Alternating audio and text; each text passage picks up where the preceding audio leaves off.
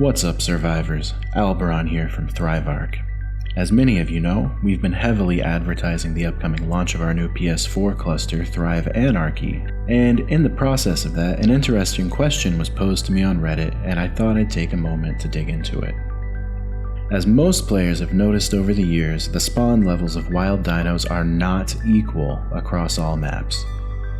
If you ever wondered why it seemed so much harder to find high-level dinos on the island, you're not crazy. There really is a difference in the level distribution between the story arcs and the community maps.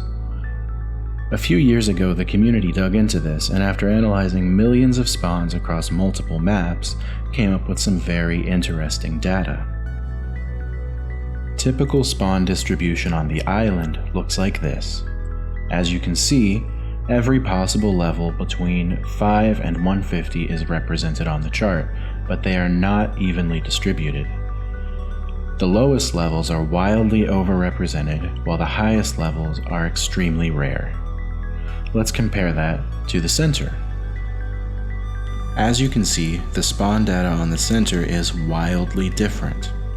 Not only are most of the possible levels between 5 and 150 completely absent from this chart, but the spawns that are present are grouped into 4 distinct ranges: 15 to 25, 45 to 60, 85 to 100, and 130 to 150.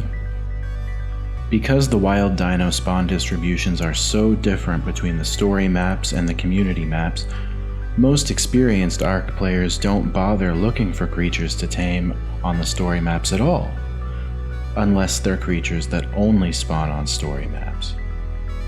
On our servers, we used this data to adjust the spawn levels of all the creatures on the story maps to make those maps worth playing and worth taming on again. Here's how we did it. We make modifications to our servers through Beacon. It's a great app and I highly recommend it, but it's not technically necessary for this process. I'll show you what the export looks like at the end of the video. Once you're in Beacon, after you've selected your map, you're going to go down to Creature Spawns, then select New Point to create a new spawn point.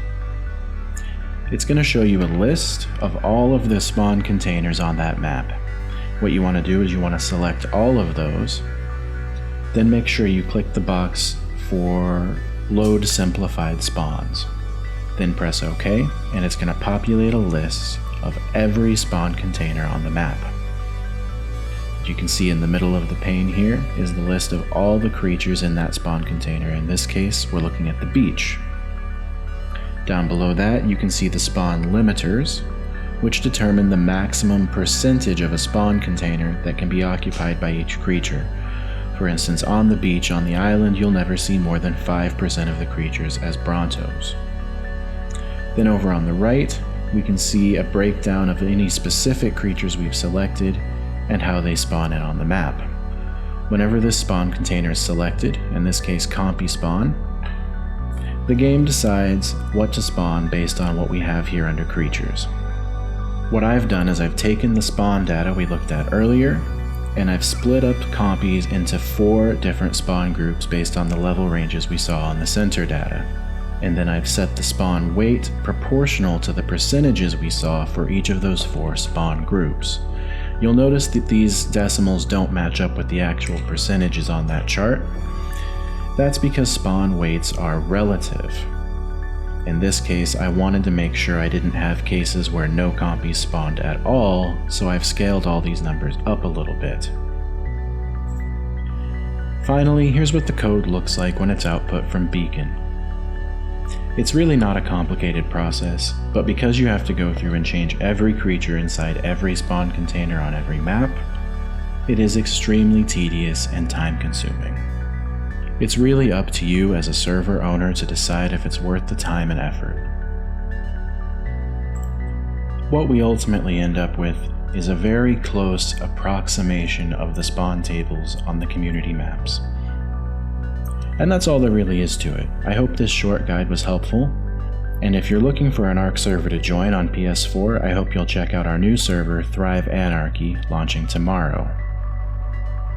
Good luck, and remember, don't just survive, thrive.